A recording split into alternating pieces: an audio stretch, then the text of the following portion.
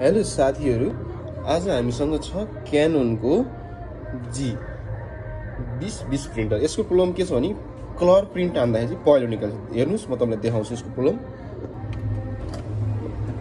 आइसकेको छ कुनै पनि प्रिन्टर चाहिँ प्रब्लममा चाहिँ यसमा कुनै पनि प्रिन्ट गर्दाखेरि पहिलो धेरै जस्तो पहिलो देखाउनु, त्यसपछि प्रिन्ट चाहिँ यसरी भएर आउने गर्छ। चाहिँ प्रिन्ट बिग्रिएर राम्रोसँग कलर नदिएर प्रिन्ट भएर आउने गर्छ।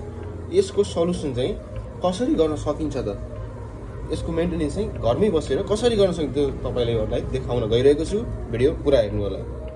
बिग्रिएर आएको छ, कलर पनि नभएर यसरी पुरै बिग्रिएर आएको छ। यसलाई चाहिँ कसरी सल्युसन गर्न सकिन्छ म देखाउँछु। हेर्नुस्, सुरुमा यसमा चाहिँ काउन्टरमा प्रिन्टरमा चाहिँ तपाईले देख्न सक्नुहुन्छ यो मेनु अनि यो हाम्रो मेन्टेनेन्सको अप्सन हो।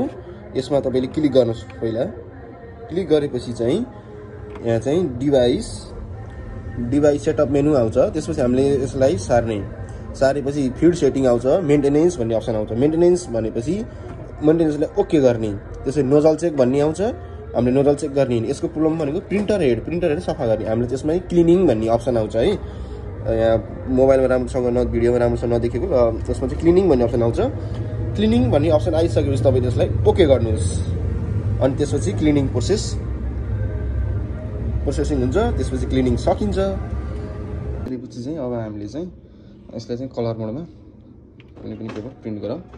अब यसमा चाहिँ प्रिन्ट चाहिँ अब कस्तो हुन्छ।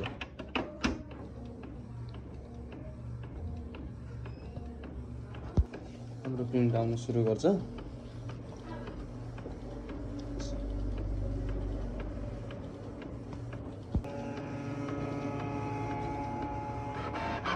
त्यसरी हाम्रो पेपर राम्रोसँग प्रिन्ट भएर निस्किन्छ। यति गरेपछि हामीले यसको प्रब्लम सल्भ गर्न घरमै सकियो।